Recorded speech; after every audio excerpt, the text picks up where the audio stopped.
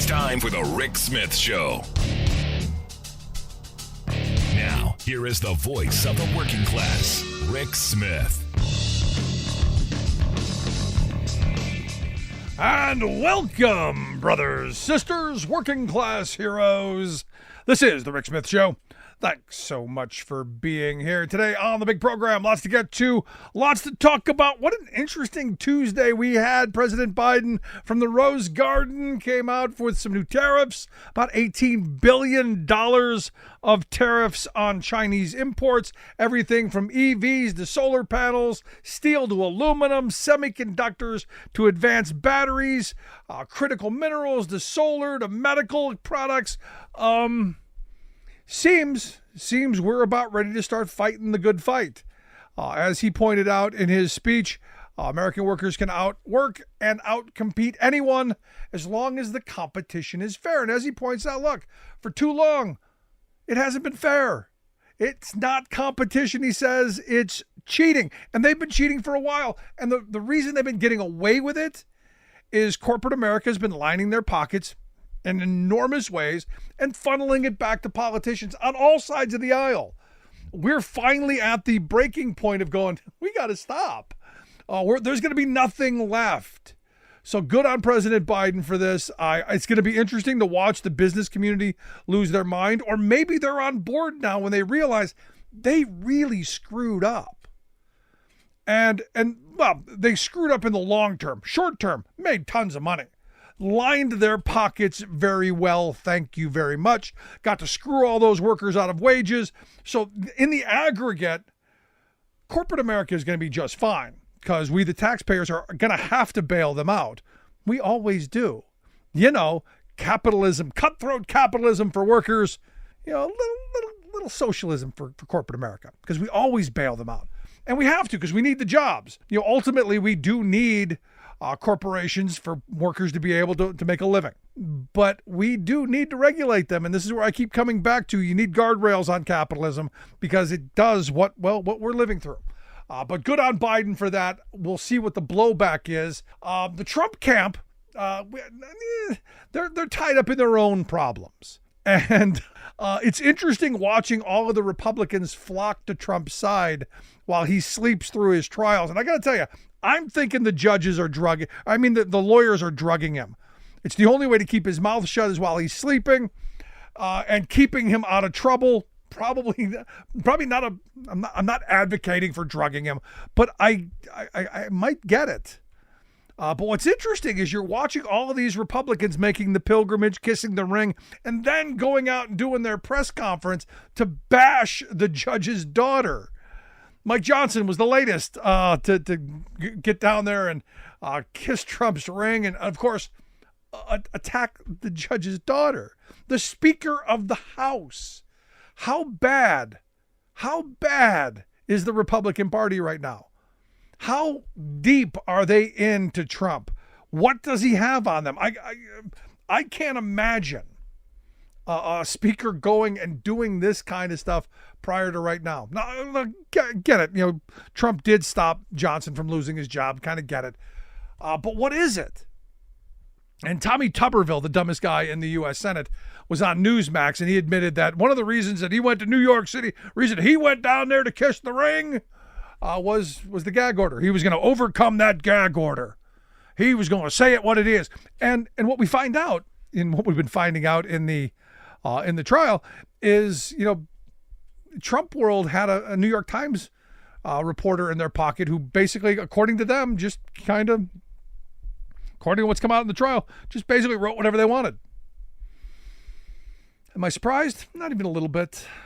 These folks understand how to manipulate the game. So what you've got is you've got a Republican Party now in the pocket, going down, doing Trump's bidding out in the streets, making the attacks. I got to tell you, it's unprecedented in my view to see this kind of blind faith loyalty for someone accused of some interesting crimes. Very, very strange. Now, the big news this week for me anyway, the workers at Mercedes in Tuscaloosa, Alabama, they are going to the polls to vote whether or not they want to be represented by the UAW. All indications tell me it's going to be close. Now I hope I'm wrong. I hope everyone's wrong it could be close and it's a blowout like it was in Chattanooga, Tennessee, with the Volkswagen workers. That's the hope. But Mercedes evidently put up a good anti-union campaign because now, as of Tuesday, thanks to Kay Ivey, the governor of Alabama, it's now the law of Alabama to union bust. She signed a law evidently that says, we're going to slash your funding if you don't union bust. If you recognize the union without a secret ballot election, nothing. And then we saw this in Georgia. We've seen this pop up in other Republican states. And it got me thinking, they're passing this thing saying, hey, if you don't harass your employees, if you don't go through this whole union busting charade and this activity, we're not going to give you any state money. And it got me thinking, the job of the federal government by law is to encourage collective bargaining. That's what the National Labor Relations Act was all about. It was about the government helping to promote collective bargaining, getting workers and employers together to solve their problems locally so you didn't have to have big federal regulations. This is where the smaller, less intrusive government crowd gets me. I don't want government imposing things. I do want negotiations. I do want parties sitting down and hammering out an agreement. But we've got our Republican friends who don't want that. They want dictatorial control. They want, again, these are the people who tell us they want smaller, less intrusive government, but they want government stepping in saying, you can't come to an agreement, you employers and you workers. You can't do this without there being certain barriers that we approve of. So it got me thinking, if this is what the states are going to do, no state money for you if you don't harass your employees. The federal government, as I said, their mission by law is to encourage collective bargaining. So I'm of the mindset that maybe now what we need to do and what Biden needs to do, maybe through executive order, say, look, you know what? We're going to cut your highway funding. We're going to cut your federal highway funding if you force these laws. If you have these laws on the books, we're just going to cut your federal funding. You want to hear states like Alabama, who heavily dependent on federal government money, you want to hear them squeal?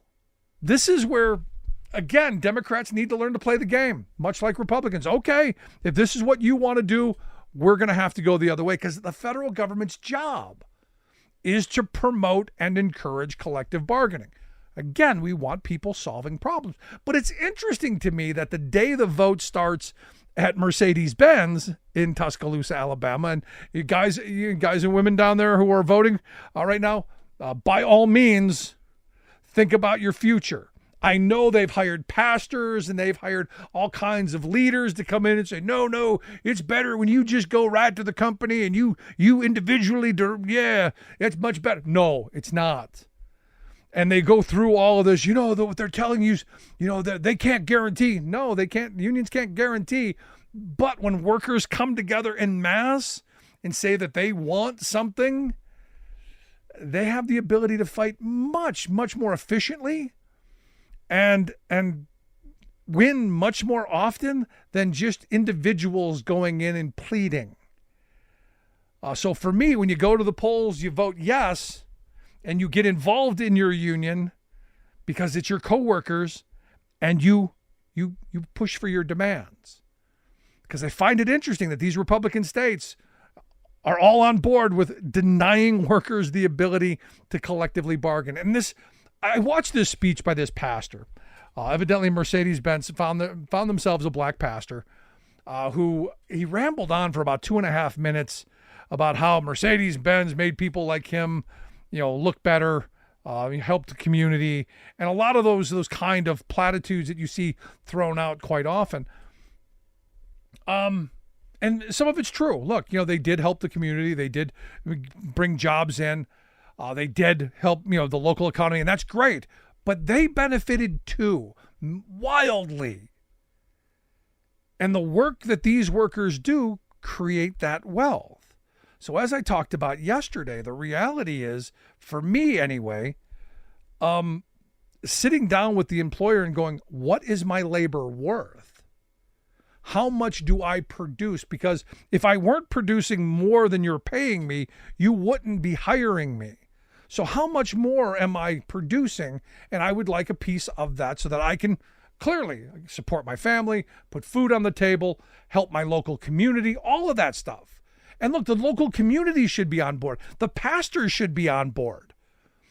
And look, I remember a time when the religious community was all in on workers joining unions because it meant higher wages. And what do higher wages mean? It means people are going to be a little more generous in the till. They're going to put a little more money in the collection plate. They're going to tithe at a little bit more dollars. It's going to be the folding stuff and not the jingling stuff. So it's interesting to have a pastor out there go, no, just you can deal directly with the company. Yeah, the union and their committee of workers can deal directly in mass, in power, in the power of numbers with the company. Yeah, I agree.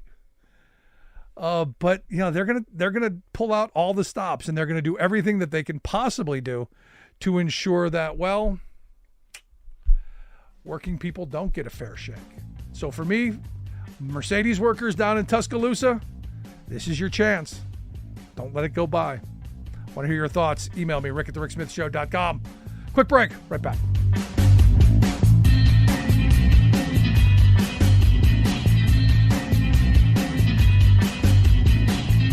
We are AFGE, the American Federation of Government Employees. We represent 700,000 federal and D.C. government workers who are the vital threads of the fabric of American life. We support our nation's military. We take care of our nation's veterans. We protect our nation's borders. We respond to our nation's crises and natural disasters. We provide services to our nation's seniors. The American Federation of Government Employees. We work for America. We are AFGE, the American Federation of Government Employees. We represent 700,000 federal and D.C. government workers who are the vital threads of the fabric of American life. We support our nation's military. We take care of our nation's veterans. We protect our nation's borders. We respond to our nation's crises and natural disasters. We provide services to our nation's seniors. The American Federation of Government Employees. We work for America.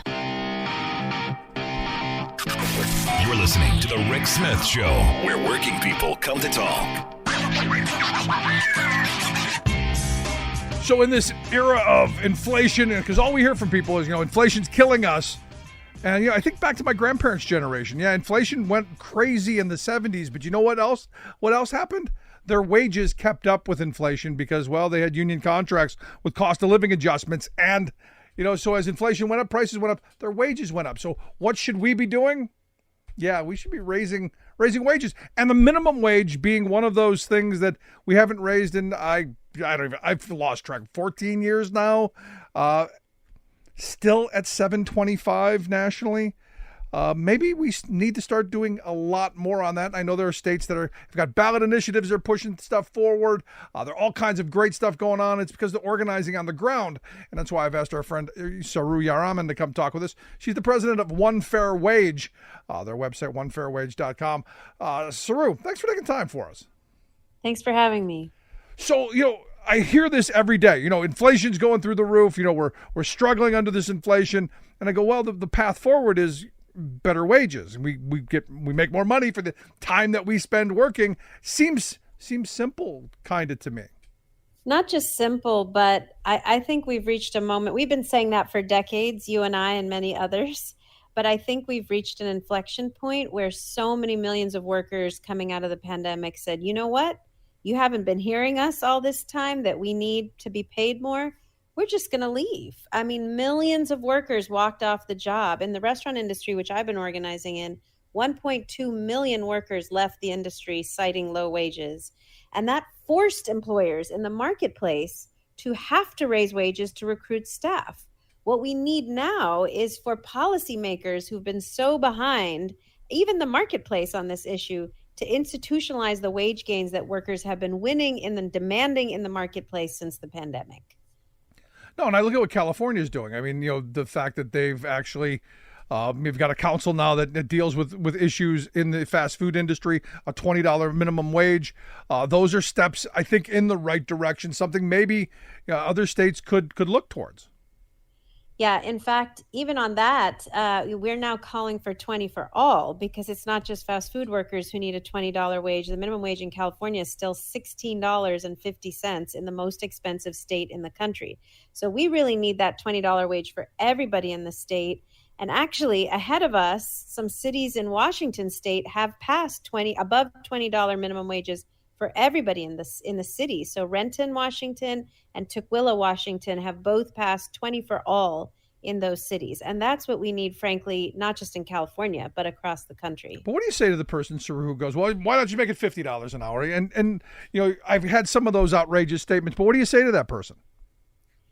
Look, what people are asking for right now, and frankly demanding to be able to stay in these jobs, is frankly enough to cover the cost of living. And that's a pretty simple calculate, not simple, but pretty accessible calculation. So the MIT living wage calculator, you can go on it right now for any county in the United States. It will tell you the minimum you need to earn to cover the basics: housing, food, transportation, not taking your family to Disneyland or Europe, but just actually being able to cover the basic costs of living. And the cheapest county in the United States right now is McClellan County, Texas. Even in McClellan, people need closer to $20 an hour if you have a child to cover those basic costs of living.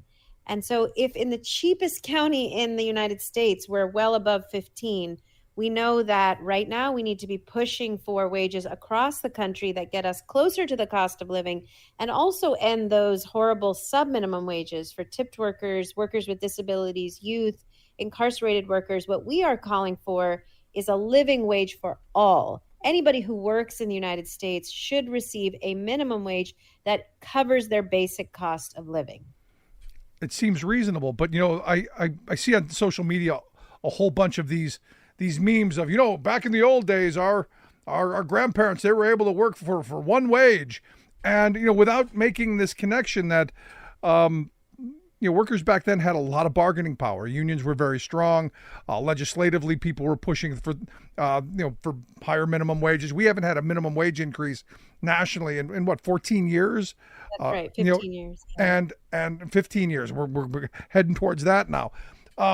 So for me, this argument about inflation should be an argument about wages, because guess what? We've had our wages eroded by inflation for the last 40 years because wages just haven't kept up. So for those people who are complaining now, I ask the question, where have you been?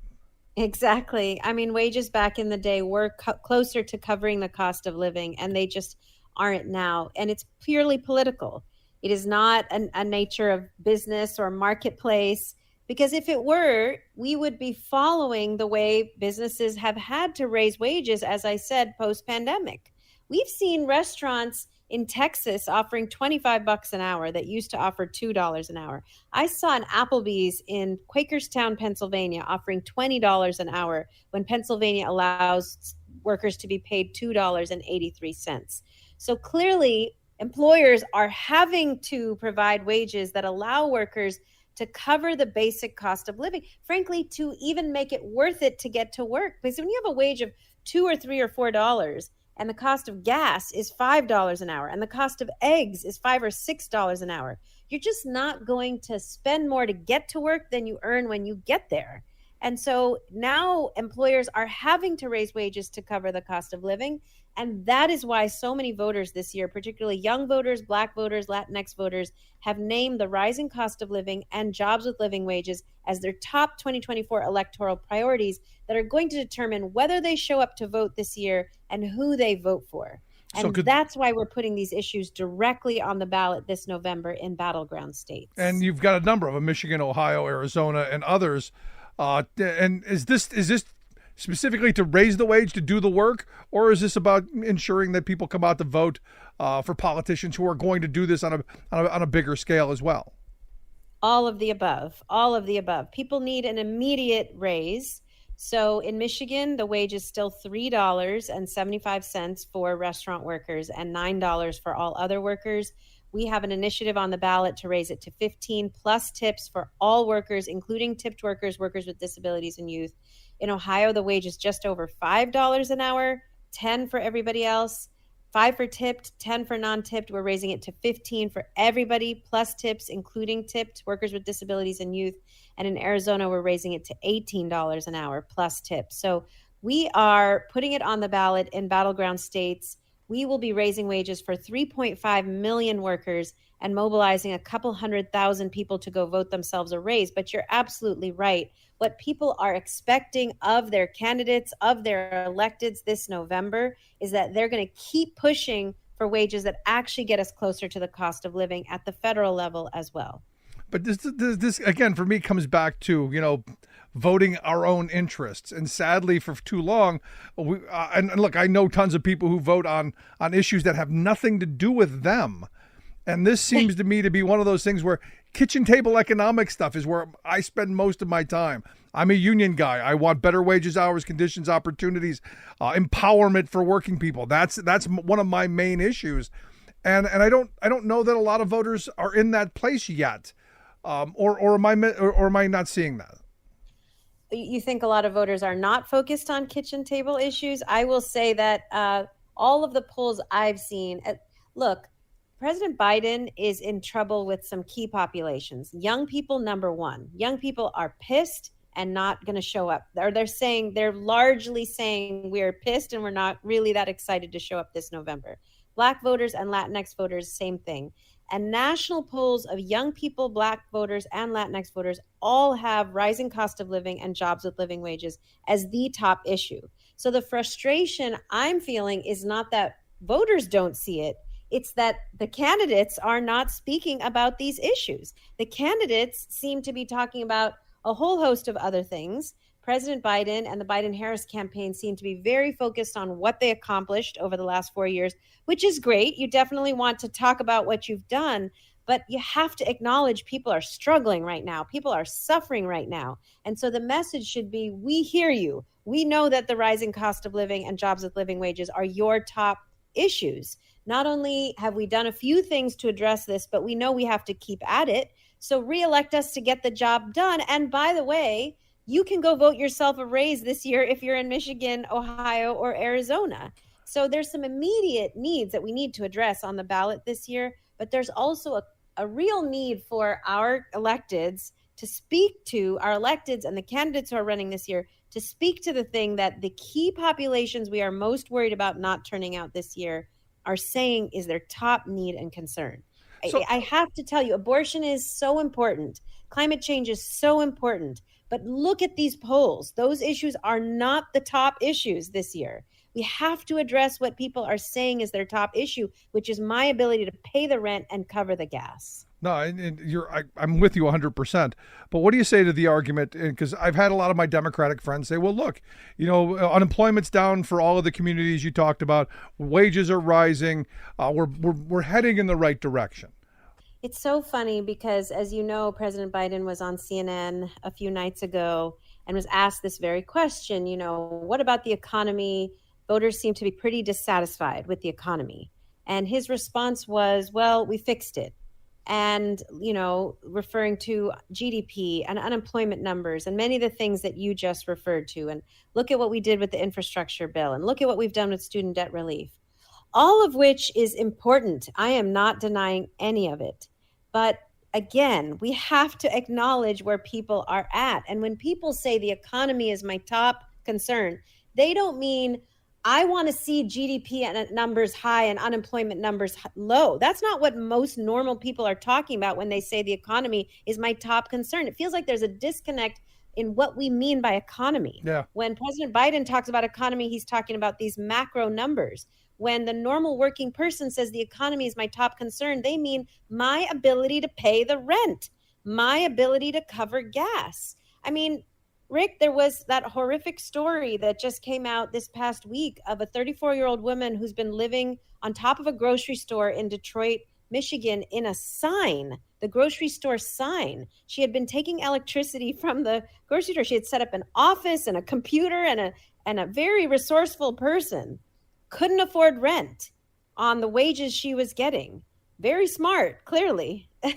But the vice president was in town talking about the economy and didn't mention wages or housing, which when you in the same week have a story come out like that, you know that there's a disconnect between what people are experiencing and feeling and frustrated about and what the electeds are talking about. And so we desperately need them to address what people are saying is their top priority. No, there is a bit of tone deafness there. I cannot disagree with that. So how do we get them to in this direction? Because look, I think, I've talked to some politicians, and I think they want to be in this place. I think they want to make lives better. At least I hope. Is there anyone who's doing this well? Is there anyone out there who's championing this kind of stuff that you go, hey, this somebody's doing it right? I mean, Senator Sherrod Brown has run on the dignity of work over and over and over again in Ohio. And of course, Senator Bernie Sanders has made it his priority to reintroduce legislation to raise the minimum wage every election cycle. I mean, some folks are pretty committed to these issues. And I will say, President Biden and Senator Schumer have all been pretty supportive of these things, no doubt. I just think this year, when we are up against the likes of Trump, and if we're worried about that, then we need the White House and anybody running for Senate to address these issues head on first and foremost. No, I'm right there with you. So let me ask you then, because you beat up on Biden a little bit, and look, rightfully so on a lot of van. But the other side, I'm looking at the Republican side, whom I often say, Republicans hate working people. Look at what they do. Is there any hope on that side? Because look, a lot of this stuff, given the division that that we have in this country, we seem to be split down the middle. You're going to need some Republicans to go, hey, yeah, I believe in reward for work. I believe that we should raise the minimum wage. I believe tipped employees should be paid a living wage. Is there any movement on the right for this stuff? Absolutely. And I want to clarify, I'm not beating up on Biden. I am pleading with the campaign to focus on the issue that people have said is their top priority. On the Republican side, look, this is not a partisan issue among working people. You know this. I have been out collecting signatures in very red districts in Ohio, and people with MAGA hats have walked up to me and signed my petition for $15 an hour. This is not a partisan issue among voters. And that's why among voters. Yes, when you put minimum wage on the ballot, it passes every single time. As always, great talking with you. I wish the best, and I hope to see you back here again real soon. I'm going to take a quick break. Right back after this. Stick around. You're listening to The Rick Smith Show.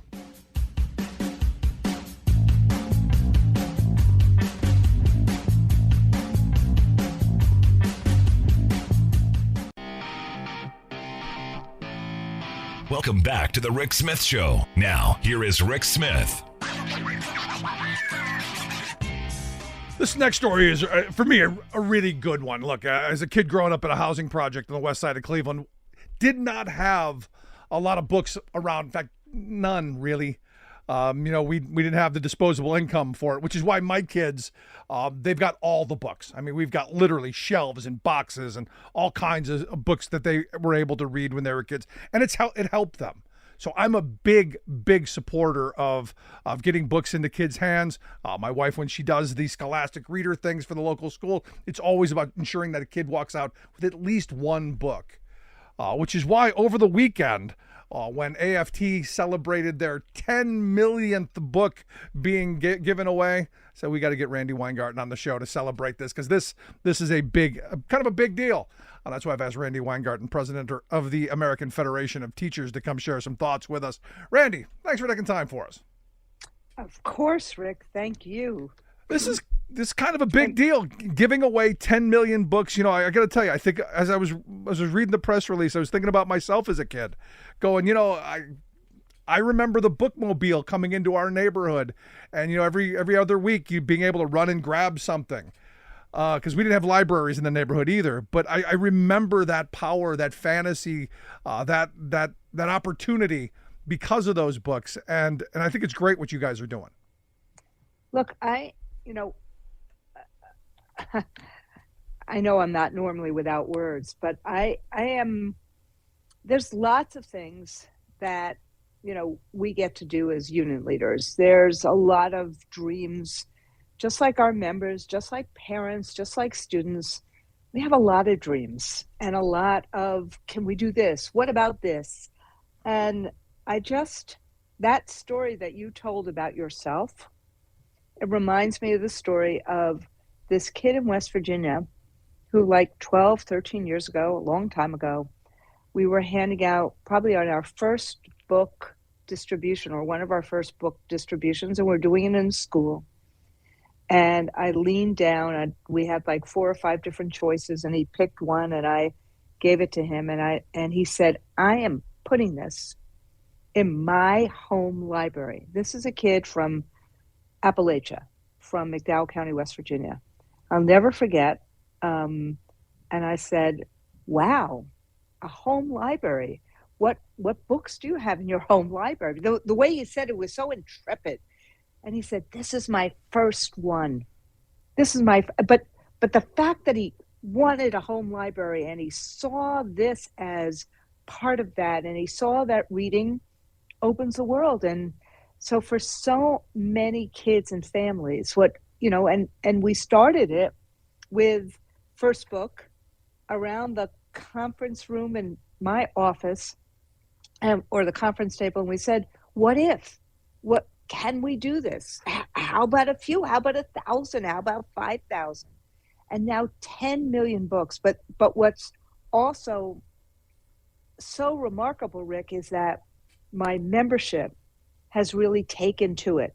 700 different locals have actually done some book giveaway in the United States in the last 10 years. And there have been 300, before we counted the 5 this weekend, 384 events in the last 2 years of just giving books away in community, mostly on a Saturday or a Sunday or after school. So we have a community fair, or we have a community night. So as in the last 2 years, as these extremists were trying to ban books and stopping kids from reading about themselves or about other kids, we've been giving out books, over 2 million in almost 390 different events in the last 2 years. That's what reading is. That's what America should be. That's what engagement in community is, over a book, over literacy, the joy of reading. No, there are 10 million lives that you've touched, and your members, teachers across this country. I think of my wife used to do a lot of work with the Scholastic Reader program at the schools when our kids were little. And we would always give our kids' teachers a little bit of money to make sure, which kid wasn't going to get a book. Because I've always been very sensitive to that, having my background of not being able to get, anything from the book list or any of the things to be able to participate in, because we didn't have any money. So we've always been thoughtful of that. And the teachers have always been, willing to dig into their pockets and ensure that every kid gets something. So while your union's doing this, your members are doing it too, which I think is incredible, because it really is. I think you've said this a bunch over the years. It really is just about the kids. Educators want what kids need. They wouldn't be educators. Nobody goes into this work right now without having 2 things: a love of children and a desire to make a difference in their lives. We can teach a lot of tools and a lot of tricks of the trade and pedagogy and content, but in order to be a bus driver, a paraprofessional, support personnel for a special needs class or a special needs kid, to be a teacher of anything, you gotta love kids and want to make a difference in their lives. And they see the work that we're doing in terms of getting books and distributing them. I mean, look, we spend millions of dollars in this endeavor. It's not, First Book helps us get books for, a price point that we can afford, but it's millions of dollars to have done this work. It's more than $10 million to have done this work, but it is worth it because of the engagement and the sparking of imagination and of the joy of reading and the confidence of reading. No, I mean, the Ray Bradbury books I read as a kid that I got from the bookmobile, those were transformational in my life. So I'm right on board with you. But, right now we're in a moment where, as you pointed out a moment ago, there are people who don't want kids reading books or pushing reading and it seems, it seems like there's an assault not just on education, but directly on your members and teachers in general.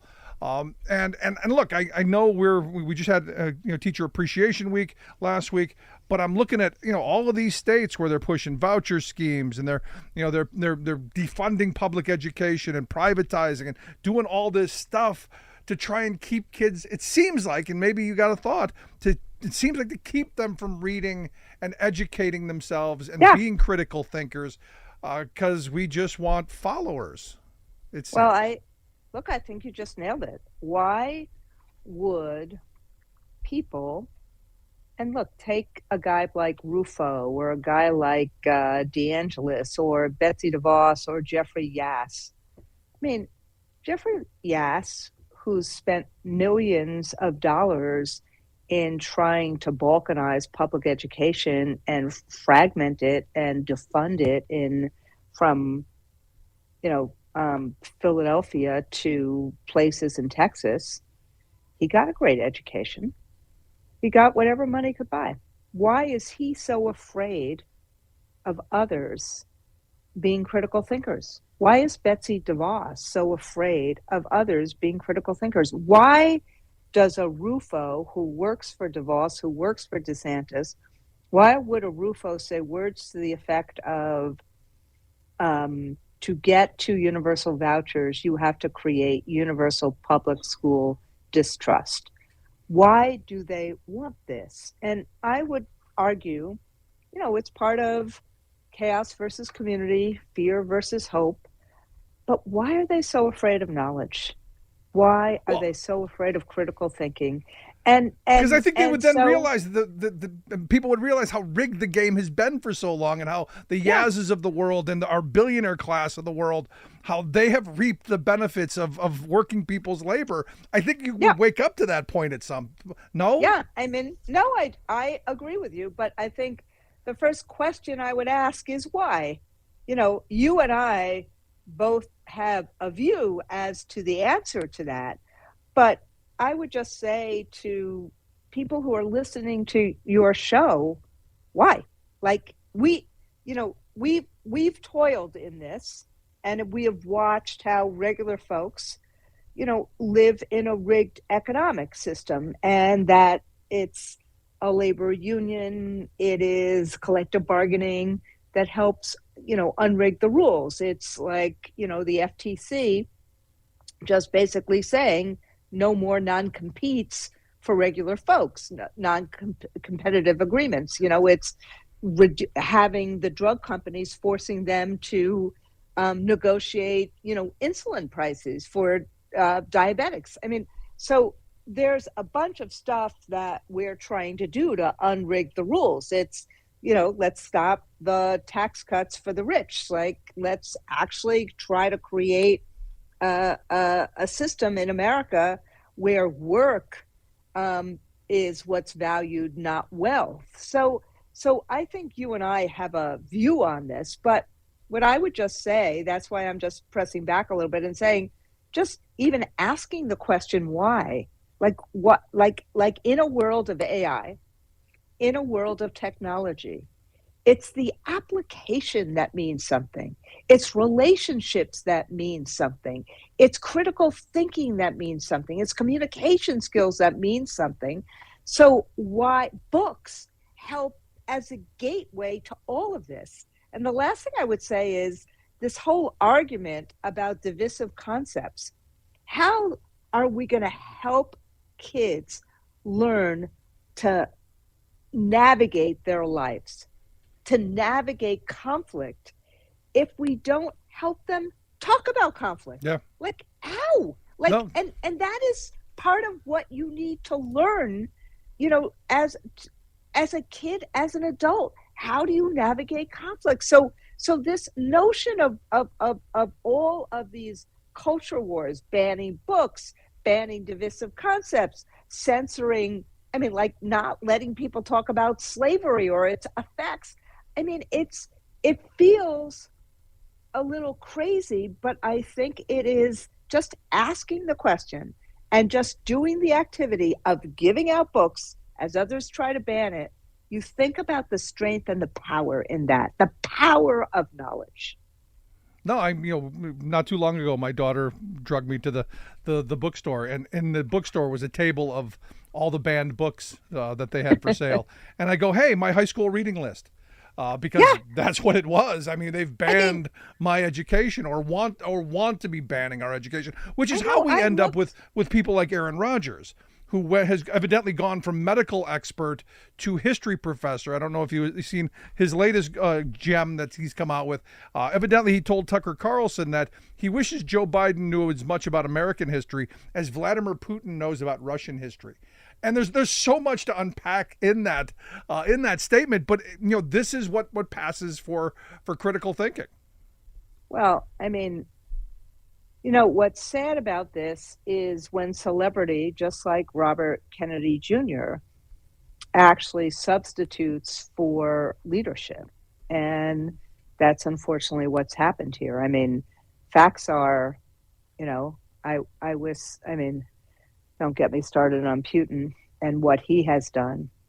But I wish that virtually any leader in America or the world would have the empathy, would have the courage, would have the sanity, would have the demeanor that a Joe Biden has, as opposed to someone who actually is trying to create, trying to decimate Ukrainians because of a czarist love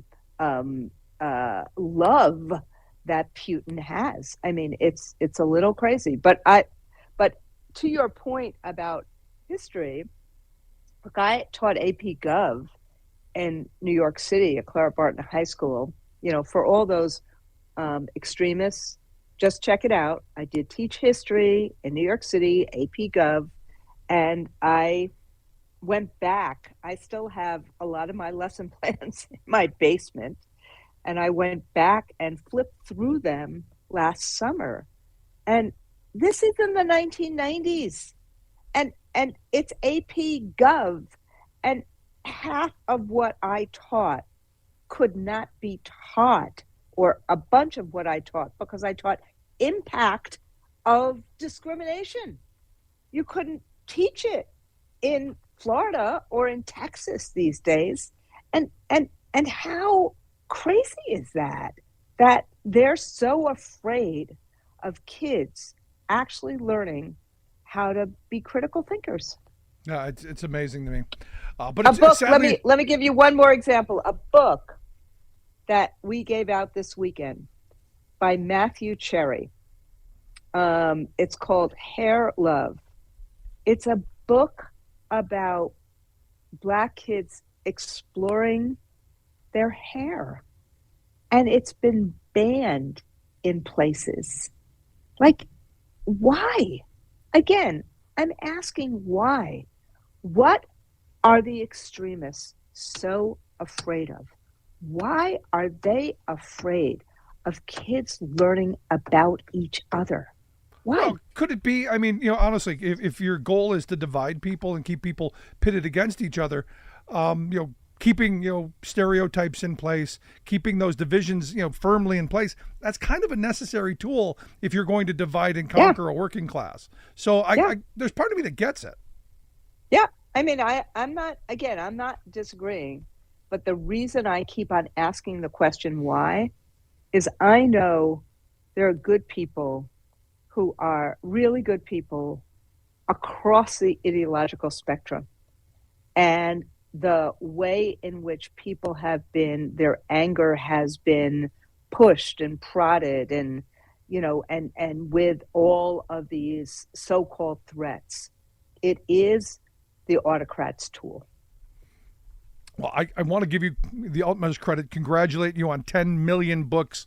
I know you're going to continue to go forward, and this fight to keep public education in the hands of we the people and the public is going to continue. Do you have some words of hope, some words of Yes. of wisdom, something that can help us, make us feel better about maybe we're going to win this fight? Look, I am all over the country. People want a better life.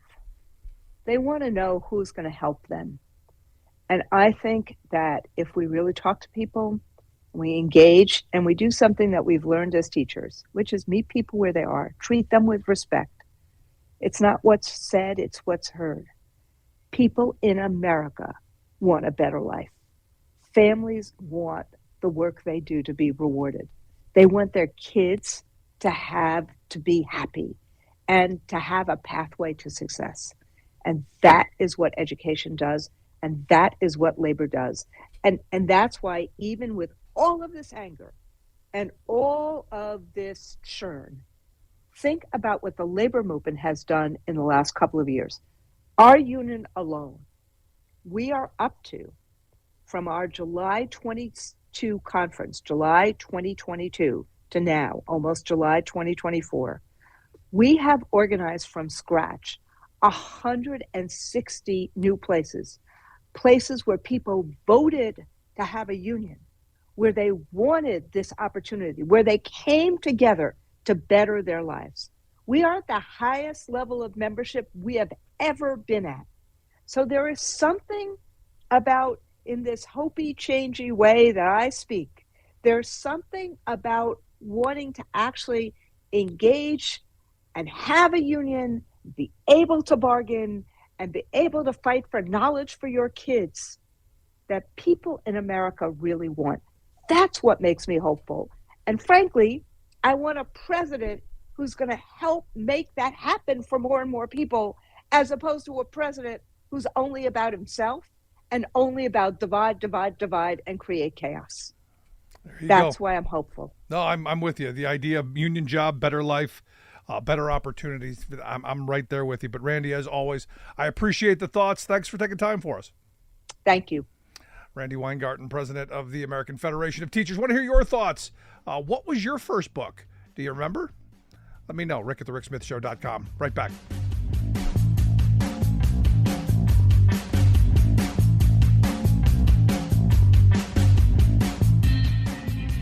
I'm Rick Smith, and this is Labor History in 2.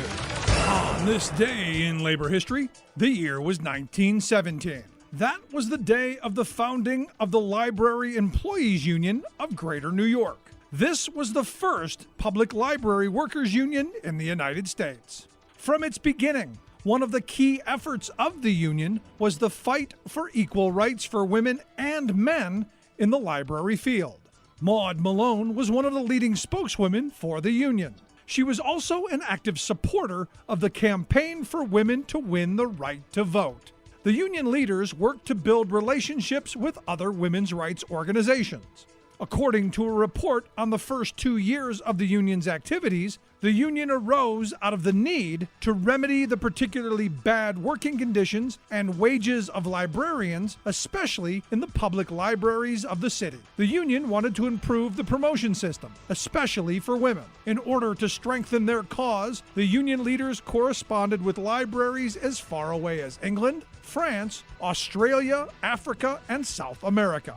These exchanges centered on discussing the library question from the union point of view. Promoting the union point of view to library workers proved to be a tough task. The union tried to convince library employees to think of themselves as workers and part of the working class. The union advocated for library employees to be included as part of the city's civil service system. But many of these workers thought of themselves as professionals. And in the end, this hesitancy to buy into the idea of unionization led to the downfall of the Library Employees Union, which ended its efforts in 1929. Labor History in 2 brought to you by the Illinois Labor History Society and The Rick Smith Show. For more information, go to laborhistoryin2.com.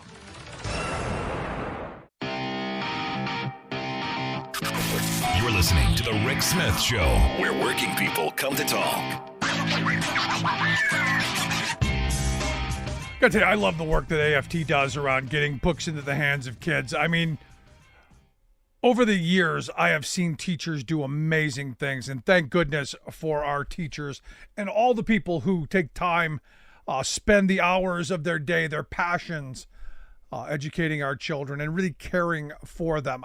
Look, our mainstream corporate-controlled media, the right-wing media funded by these attack dogs, it's all about creating division. And this is the weird thing. You know, I've talked to a lot of parents over the years, and it's always this frame of, oh no, we love our kids' teachers.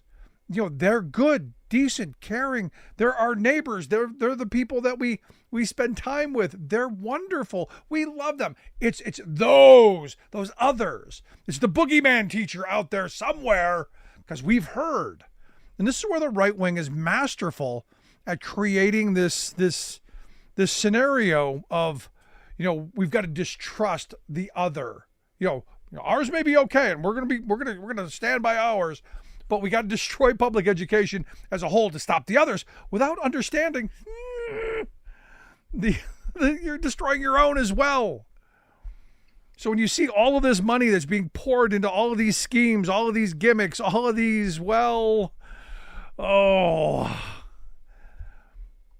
rip-offs, what you're doing is you're defunding your own local school. And I look at Iowa. You know, we've had a number of Iowa State reps on the program talking about their voucher schemes, and the money that was supposed to be going to education ends up in the hands of, well, people who are already sending their kids to private schools. Nice windfall if you can get it, but not making education better. Just making the better off better off. I think that's a problem. Now, look, I look at this 10 million books. This is a big deal, because I think about when I was a kid. You know, we didn't have disposable income. There weren't books in the house. I don't remember owning many books until I got to be older. And then, you know, it was, I read a lot of magazines, and, you know, Omni magazine was one of my favorites. But that was, you know, I had a paper route and I had disposable income of my own. When we had kids, you know, my wife is a big reader. I mean, she's every minute of every day, she's got her nose somewhere in a book or listening to them, or, you know, somewhere in that world. So that joy and love of reading, you know, has filtered down to our kids. And thank goodness for her, for having done that. Because I grew up, I hated reading. I had a nun in seventh grade, Sister Mary St. Leo, who got me to hate reading. And because, again, I think reading is something that it opens up worlds, opens up opportunities, gets you to think about things a little bit differently, gets you to maybe entertain other ideas, and challenge your own. I don't think that's a bad thing. And we're in this moment right now where the moneyed interests don't want critical thinkers. They want reactionaries. We don't want people who are able to balance ideas, multiple ideas. It's only narrow-minded, blindered thinking, my way or the highway, without being able to understand what other people may think or feel or want, or their hopes or dreams, or where we're the same, only where we're different. So good on Randi, because, look, I think it's a great program. I think it's a good opportunity to get kids early, because the sooner you get kids reading and loving and being passionate about, you know, exploring new ideas and new worlds, I think the better we're going to be in society for it. Because I think we do need to pull back from this text world, this social media. If it's not 30 seconds, it doesn't exist kind of thing, and really go back to having the ability, I don't know, to really think through some arguments. So good on AFT for the work that they do, and good on the teachers there. I think it's a really important thing that they do to ensure that kids get access to books. And I'll tell you, over the years, as our kids went through elementary school and went through school, we watched as teachers, they dug into their own pockets to make sure that kids had a chance. Had a chance to get a book, had a chance to expand new worlds. And, like I said, from our experience, I've always told my wife, give some money to make sure that no kid goes without. I think as a society, it'd be better if we thought that way. I want to hear your thoughts, though. What was your first book? Do you remember? Do you still have it? Email me, rick@thericksmithshow.com. If you miss any portion of the program, grab the podcast wherever you get your favorite podcast. You'll find ours. And as always, thanks so much for being here. We'll see you back here next time.